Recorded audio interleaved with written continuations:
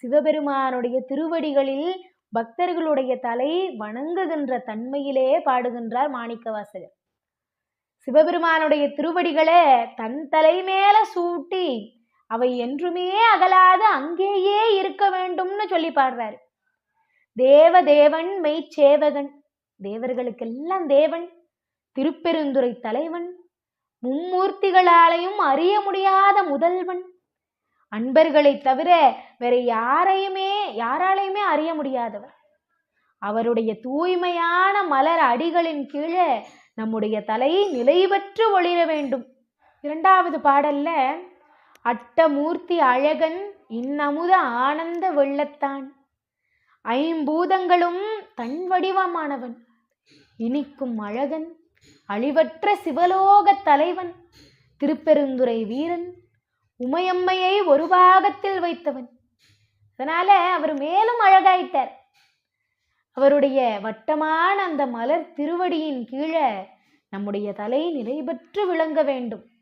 பத்தர் சூழ பராபரன் பாரில் வந்து பார்ப்பான் என சித்தர் சூழ சிவபிரான் தில்லை மூதூர் நடம் செய்வான், எத்தனாகி வந்து இல் புகுந்து எமை ஆளும் கொண்டு எம்மை பணிகொள்வான், வைத்த மாமலர் சேவடி கண்ணம் சென்னி மண்ணி மலருமே. அடியார்கள் புடைசூழ மேலானவற்றிற்கெல்லாம் மேலான சிவபெருமான் அந்தணர் கோலத்துல குருநாதராக வந்தார். சித்தர்கள் எல்லாம் சூழ்ந்து இருக்கின்ற தில்லையில் நடன கோலம் காட்டினார். பெரிய தந்திரக்காரனா வந்து என் வீட்டுல புகுந்து என்னை பணி கொண்டான், என்னுடைய பணியையும் ஏற்றுக்கொண்டார். அவன் என் தலைமேல் சூட்டிய அந்த மலர் திருப்பதங்கள்ல என்னுடைய தலை என்றும் நிலை பெற்று மலர்ந்து அங்கேயே இருக்க வேண்டும். எல்லா ஜோதிகளுக்கும் ஒளி தரும் முதல் ஜோதியானவன், 3 கண்களை உடைய என் அப்பன், எல்லாவற்றிற்கும் வித்தாக இருப்பவன், சித்திகளெல்லாம் வல்லவன், சிவலோகத்தில் இருப்பவன். அவருடைய திருநாமத்தை வாயார பாடி திரிபவர்கள் அவருடைய பக்தர்கள். உங்க எல்லாரையும் பாசப்பற்று அற்று போக அவனை பணிபுரிய வேண்டும்.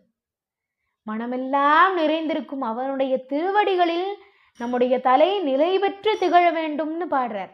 இப்படி திருவடிப்பேரே சிவப்பேரு, சிவபெருமானுடைய மலர் திருவடிகளை தலைமேல் சூட்டி அவை என்றுமே நீங்காமல் அங்கேயே இருக்க வேண்டும் என்று பாடக்கூடிய ஒரு அற்புதமான திருப்பதிகம்.